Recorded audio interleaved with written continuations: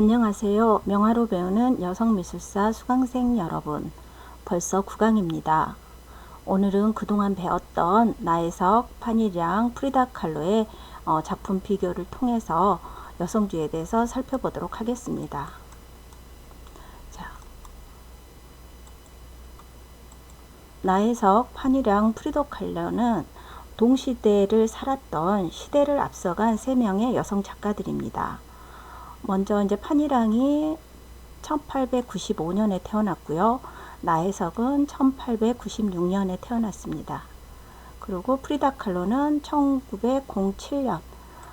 그러니까 이제 나혜석하고 판일량보다 근 10년 후에 태어났지만 워낙 나혜석은 얼마 살지 못했기 때문에 또한 그녀의 작품들은 불에 타서 남아있는 게 별로 없습니다. 판일량은 이제 생애도 좀 길게 살았지만 작품 관리도 조금 잘 되어 있어서 현재도 작품이 계속 나오고 있습니다. 또한 프리다 칼로의 작품도 프리다 칼로가 이제 병마와 싸우면서도 또 남편인 제작했던 작품들을 남편인 디에고 리베라가 또 자신 프리다 칼로가 살았던 집을 미술관으로 만들면서 잘 보존되어 있습니다. 나혜석은 우리나라 일제강점기에 살았던 신여성이었어요. 우리나라 최초의 1세대 서양화 여성 작가이기도 했고 여성운동가이자 사회운동가 또 한국 근대 여성주의 미술사의 선구자이기도 합니다. 판일량은 원래 이름은 장위량이었습니다.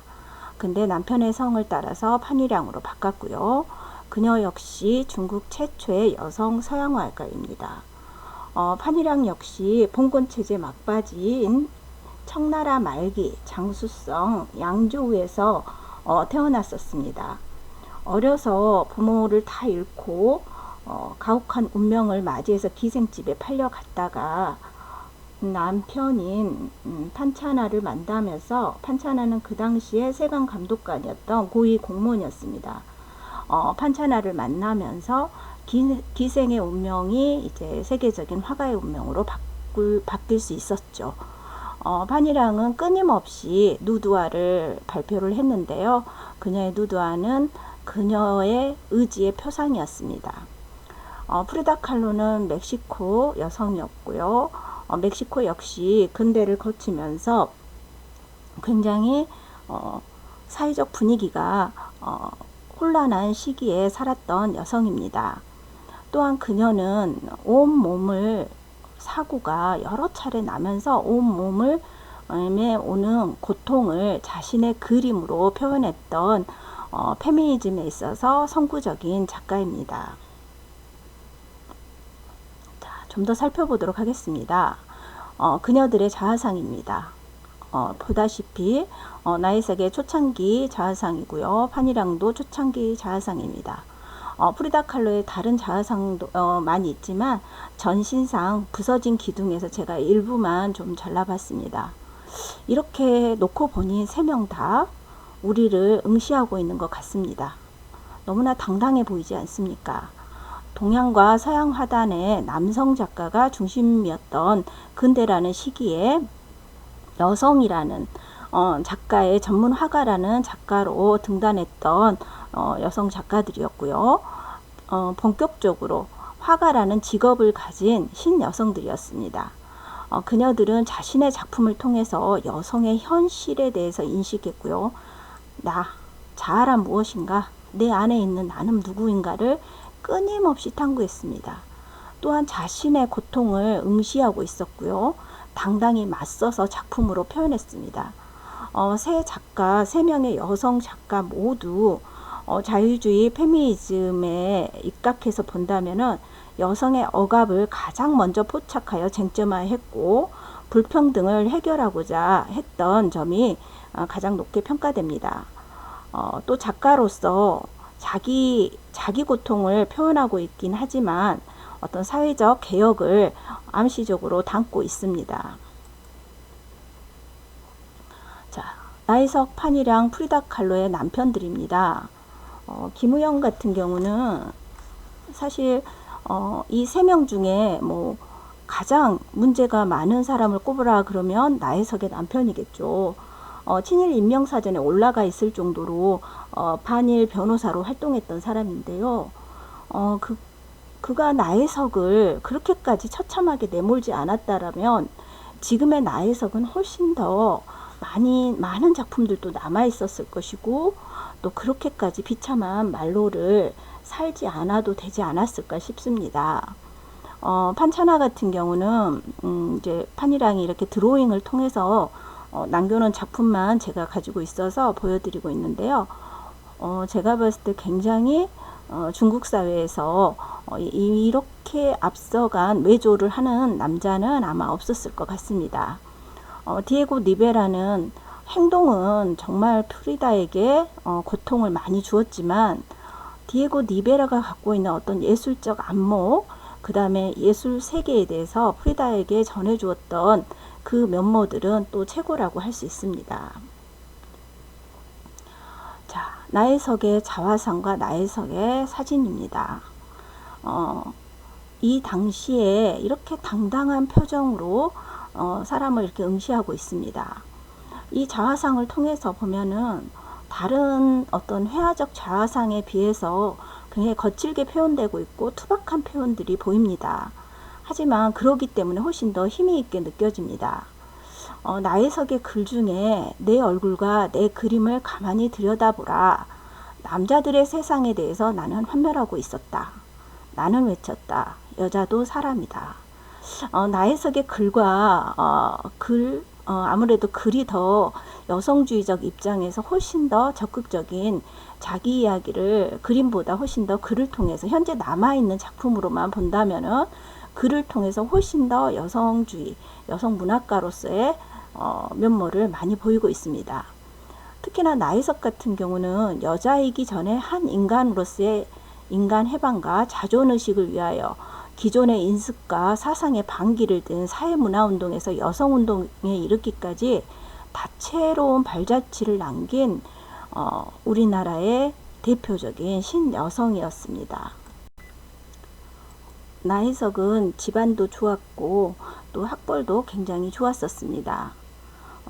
나혜석이 출품했던 작품 중에 제1회 조선미술 전람회 작품 농가라는 작품과 그 다음에 농촌 풍경이라는 작품이 있습니다. 이 농가라는 작품은 현재 컬러로는 존재하지 않고 이렇게 흑백 사진을 통해서만 알 수 있는데요. 나혜석이 선전 조선미술 전람회 1회에 농가라는 작품을 통해서 3등상을 수상했던 작품입니다. 이 농가라는 작품이 전시되었을 때 저희 호남 지역, 강주 지역의 대표적인 인상주의 화가인 오주호 선생님이, 어린 오주호 선생님이 이 작품을 보고 나는 이런 화가가 되어야겠어, 난 이런 그림을 그려야겠어 하면서 서양화를 전공하려고 마음을 먹었다고 합니다. 농가는 어떤 시골집 마당에서 가을거지하고 있는 바쁜 농부들의 농가의 하루 일을 묘사하고 있었는데요. 이런 표현들, 나혜석의 초창기 그림들이나 표현들이나 글들을 보면은 굉장히 서민들, 그 다음에 일하는 사람들에게 시선이 가 있습니다. 이 작품을 하면서 문필 활동도 열심히 보여주고 있는데요. 다양한 자신의 의견들, 이런 것들을 그림으로도 잘 표현하고 있었고, 초창기의 기록들을 보면 글로도 잘 표현되고 있었습니다. 자, 특히나 이제 남편 김우영과 프랑스에 가서 머물렀던 집 근처에 클리니 박물관에 있었던 이 클리니 박물관을 보고 그렸던 정원이라는 작품입니다. 이 작품은 1931년에 제작됐었는데 제10회 조선미술 전람회에 특선을 했었고요.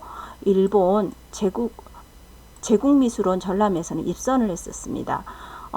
예전에는 이 선전이라고 그러죠. 지금은 국전의 전신이 이 선전을 통해서 입선, 특선 이런 것들을 해야만 작가로 등단할 수 있었습니다. 이 그림에 대해서 설명이 좀 있는데요. 꽃의 파리행이라는 나혜석의 책을 보면은 내가 머물고 있던 호텔 근처에 담 한쪽만 남고 기아 지붕 한 귀퉁이만 남은 천년 전 건물 궁전이 있었다. 이 안에 물품 중에 정조대라고 하는 여성을 그 은문에 정을 끼우는 모양의 정조대가 전시되어 있었습니다. 그래서 여성을 억압하는 도구였던 이 정조대 모양을 닮았더라. 나는 여기에 그 십자가 모양으로 그것을 그려 넣었다라고 하고 있습니다. 그래서 이 영화 화조를 통해서 프랑스 파리에서 나혜석의 상과 나혜석의 또 불륜을 일으켰던 최리나구의 생활이 이렇게 보여주고 있고요. 자, 이런 이제 화조 영화는 그 초창기 우리나라 영화긴 하지만 최초로 프랑스 루브르 박물관을 담았다는데 또 의의가 있었습니다. 자, 두 번째는 판이랑입니다. 중국에서 여성이 제대로 미술 교육을 받게 된 것은 고작 100년도 안 됐다고 합니다. 그래서 기껏해야 여성들은 종이오리기나 자수 정도를 했던 시기였는데요.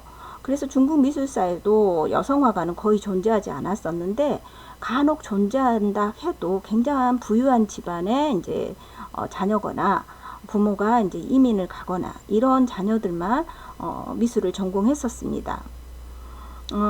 하지만 아편전쟁 이후 중국이 좀 개항되었고 서구 선교사들이 여학교를 설립하면서 중국에도 다양한 여자 미술학교가 생기기 시작했었습니다.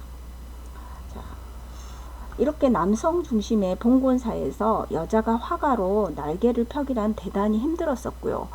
특히나 판이랑 같은 경우는 어려서 고아였고 기생집에서 기생의 몸종으로 삶을 살다가 자신이 첫 기생으로 입문하면서 만났던 자기의 남편인 판차나를 만나면서 이제 대학 교수도 되고 세계적인 작가의 반열에 올랐던 작가입니다.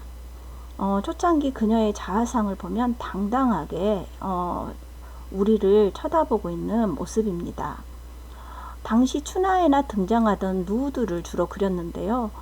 이 누드가 가지고 있는 판이랑의 작품 세계는 대단히 누드인데도 중국화의 어떤 면모를 가지고 있으면서도 또 서양 회화가 갖고 있는 어떤 입체감이나 볼륨감도 가지고 있고 또 그 중국 전통화가 갖고 있는 그 필력, 선의 필력들도 보여주면서 독특한 매력을 보여주고 있습니다.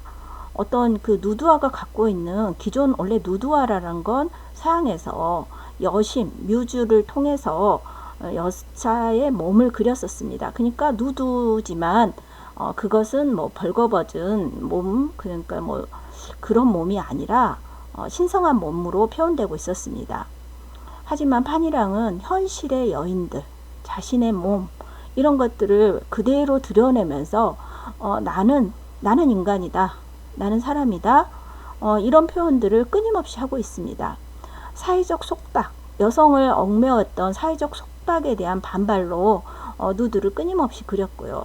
그러니까 이 누드를 지금의 시선이 아닌 이 봉건체제 속에서 그려냈던 여성이라고 하면은 남성의 부속물 정도로 여겼던 시대에 당당히 그것도 기생 출신의 작가가 누드를 끊임없이 그려냈다라는 건 대단한 용기이자 대단한 의지였습니다.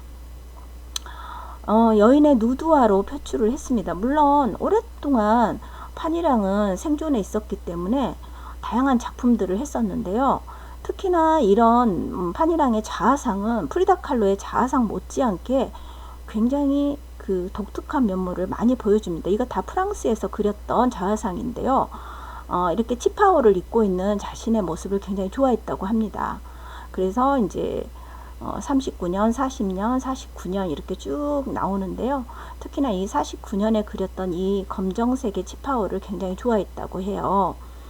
보다시피 자화상이 물론 이제 프리다 칼로의 자화상만큼 강렬하게 다가오지는 않지만 그렇지만 누가 봐도 이게 프랑스에서 다 그렸던 자화상인데도 누가 봐도 중국 화가의 자화상임을 알 수 있습니다.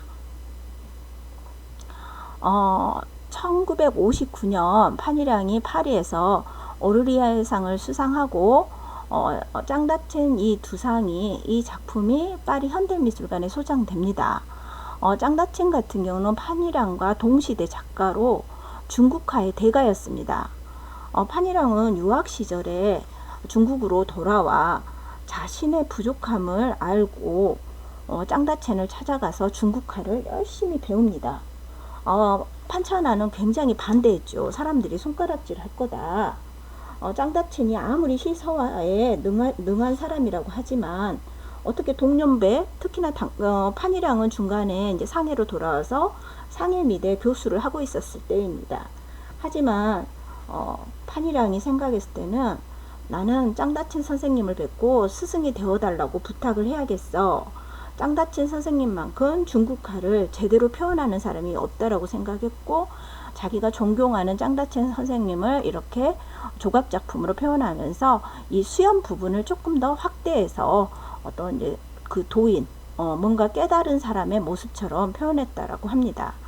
판이량은 유학생활 중 중국으로 돌아왔고, 중국에서 자신의 모교나 이제 난징대학의 미술대학 교수가 되었지만, 끊임없이 창기 출신의 여성 작가라는 그 손가락질을 시달리면서 가족까지 힘들어지면서 다시 유럽으로 떠납니다.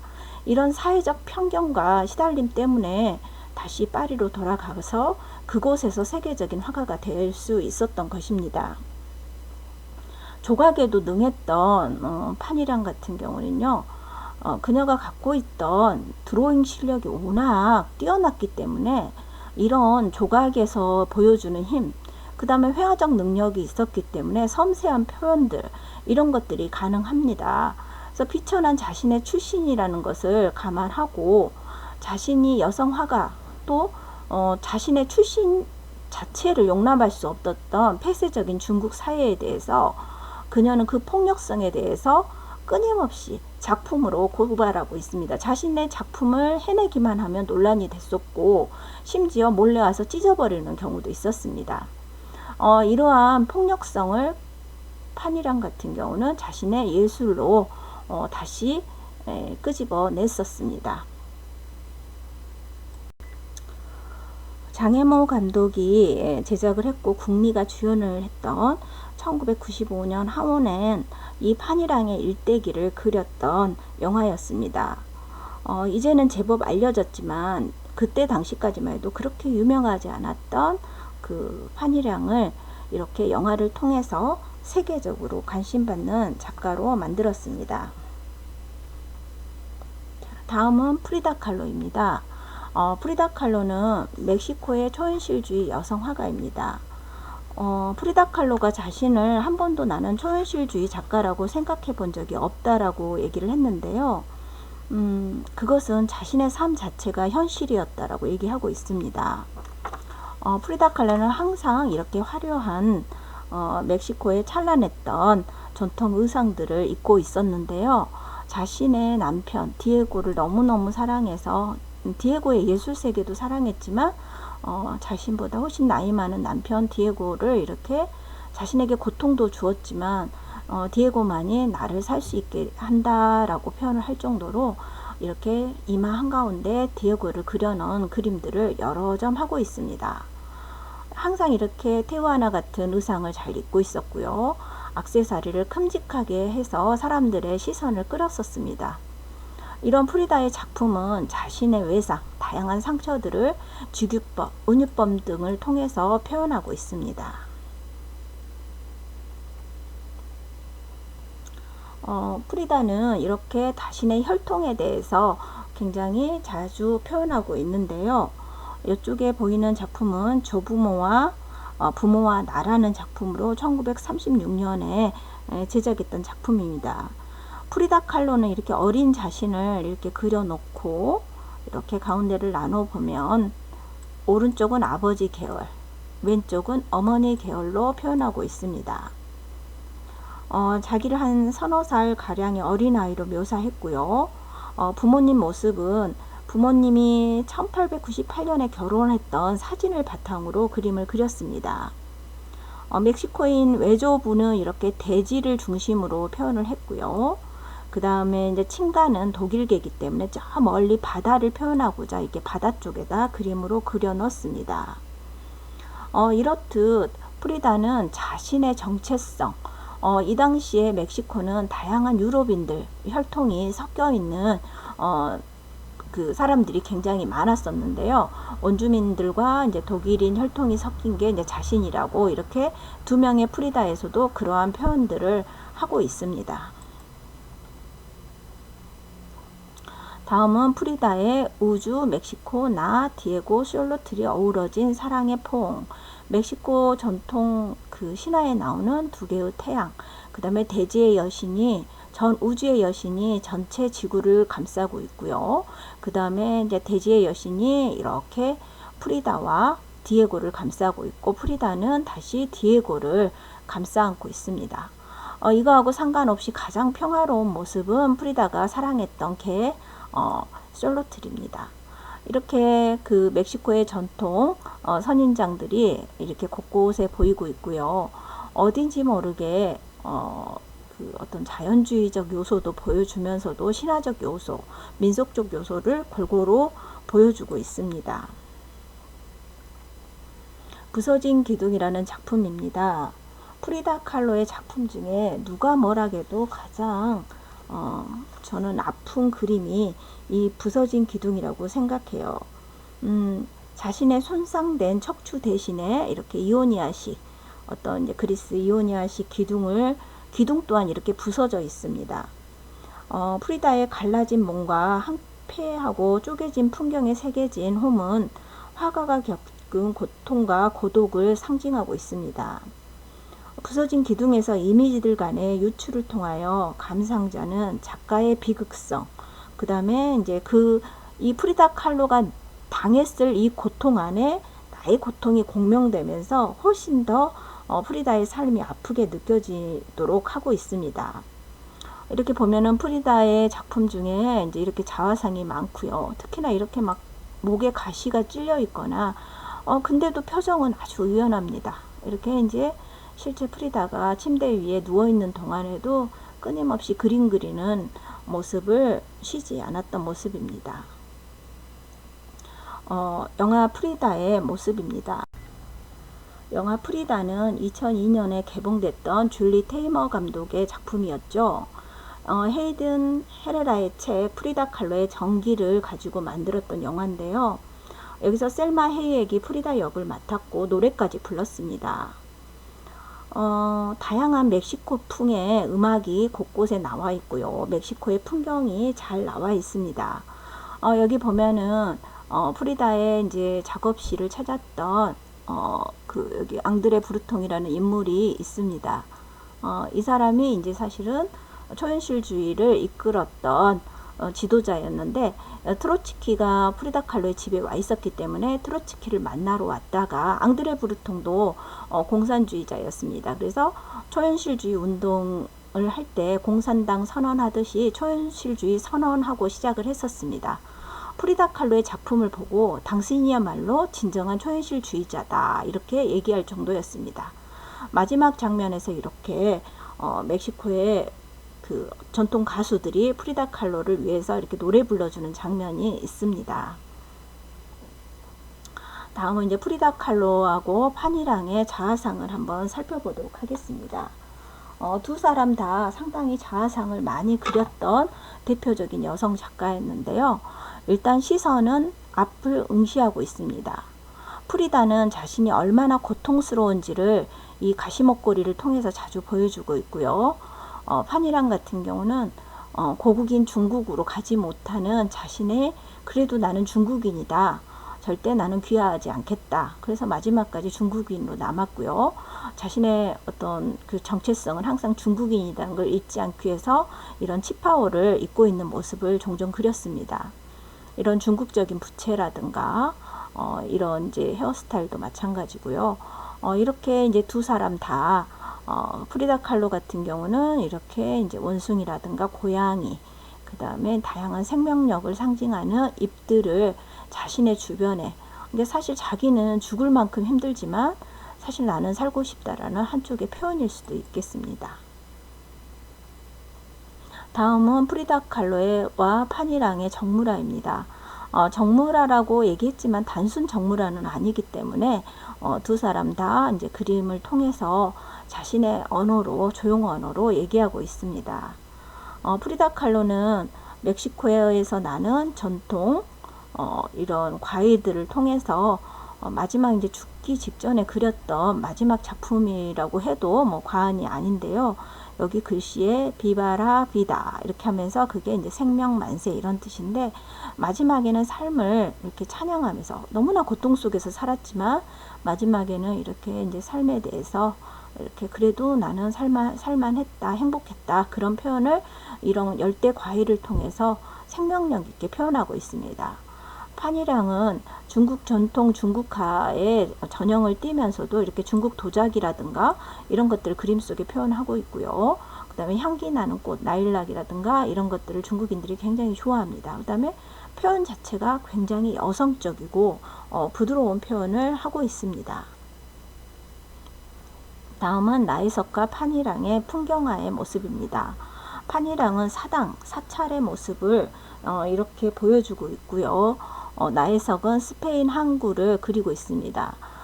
나혜석도 프랑스에서 돌아오지 않고 계속 살았다라면 어땠을까 하는 항상 그런 좀 아쉬움이 있습니다.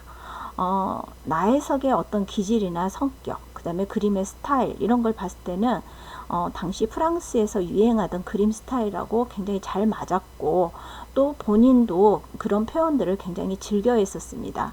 이렇게 과감히 대각선으로 나눈 바다와 하늘 표현이라든가 거친 붓질, 그 다음에 이렇게 이제 뚝뚝 물감을 바른 듯한 단순화된 이런 집들의 표현이라든가 배 표현, 이런 것들은 굉장히 과감한 성격의 소유자만이 할 수 있는 부분들입니다. 판이랑은 나혜석에 비해서는 훨씬 더 섬세한 표현들을 하고 있고요. 굉장히 중국 전통에 대해서 어떻게든 유지하려고 그러고 표현하고자 하는 그런 욕망이 그림 곳곳에 보입니다. 다음은 이제 누드화라고 제가 표현을 했는데, 뭐 일반적으로는 이렇게 이제 벗은 몸을 그린 걸 누드화라고 표현하고 있습니다. 이거는 이제 나혜석이 일본 유학 시절에 수업 시간에 했던 작품으로 알려져 있는데요. 이게 이제 남성 누드다라고 하는 말들도 많이 있습니다. 그렇지만 아직까지는 이제 뭐 여성의 뒷모습이다 이렇게 얘기하고 있습니다. 나혜석의 작품들은 어딘지 좀 덜 끊는 듯한 그런 느낌을 많이 받고 있어서 습작이다 이런 이제 오해도 많이 받고 있습니다. 실제로 좋은 작품은 많이 팔려버리기도 했고 그 출처가 아직도 제대로 나와 있지 않다라고 합니다. 그래서 이렇게 나혜석의 사인이 있는 작품들이 언제 또 나오지 않을까, 혹은 이제 우리나라 6.25 전쟁이라든가 뭐 다양한 어떤 사변들을 통해서 이제 전실됐다라는 얘기들도 있습니다. 판이랑은 누가 뭐라 해도 누드화를 통해서 자신의 정체성을 표현하는 작가였죠. 자신의 출신 성분과 여성 누드화라는 굉장히 이제 사람들에게 관심을 끌 수 있는 요소이죠. 이걸 일부러 본인이 노린 건 아닙니다. 어떻게 보면은 누드화를 그렸기 때문에 훨씬 더 본인은 힘든 삶을 살 수밖에 없었습니다. 이렇게 고통스러웠지만 이 누드화, 이 당당한 여성 누드를 통해서 본인이 또 유한받았고요. 아름다운 몸은 당당한 몸이었습니다. 누드를 고집한 판이랑의 집착은 바로 자신의 정체성에 대한 확인과 미천한 신분을 속박하던, 자신이 기생이었고 고아였던 자신의 신분을 속박하던 당시 중국 사회에 대한 반역의 표현이었습니다. 이 프리다 칼로의 작품은 누드화라고 하기에는 조금 더 서사가 있는 작품들입니다. 프리다 칼로의 헬린포드 병원과 몇 번 찔렀을 뿐이라는 이 작품은 다 여성이 이제 벌거벗은 채 침대 위에 누워 있지만 둘 다 피가 흥건한 상태입니다. 이 몇 번 찔렀을 뿐이라는 이 작품은 프리다가 신문에서 기사를 읽고, 이 그림은 질투 때문에 살해당한 한 여성에 대한 기사를 프리다가 읽고 그린 것인데요. 여기서 살인을 저지른 남성은 판사에게 그렇지만 저는 그저 몇 번 찔렀을 뿐이라고요. 이렇게 너무 아무렇지도 않게 말을 했다고 합니다. 이렇게 자기 변호만을 하는 남자의 살인에 대한 소름 끼치는 묘사는 개인적 상황과 관련된 상징적인 표현이라고 볼 수 있는데요. 당시 리베라가 자신의 여동생 크리스티나와 바람을 피웠기 때문입니다. 헨리포드 병원도 프리다가 자신이 아이를 유산하고 나서 그 유산의 아픔을 표현한 작품입니다.